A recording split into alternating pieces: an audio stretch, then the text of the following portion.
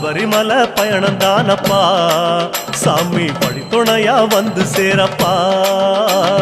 சபரிமலை பயணம் தானப்பா சாமி படித்துணையா வந்து சேரப்பா பெரியவன் உன் பேர் சொல்லி பெரியான வட்டத்தில சலசலக்கும் பம்பையாறு பெருவழிக்கு நன்றி சொல்லி காந்தமல ஜோதியானவா எங்க காவலாக வந்து சேரப்பா காந்தமல ஜோதியானவா எங்க காவலாக வந்து சேரப்பா சந்நிதியில் கட்டுங்கட்டி சபரிமலை காடு தேடி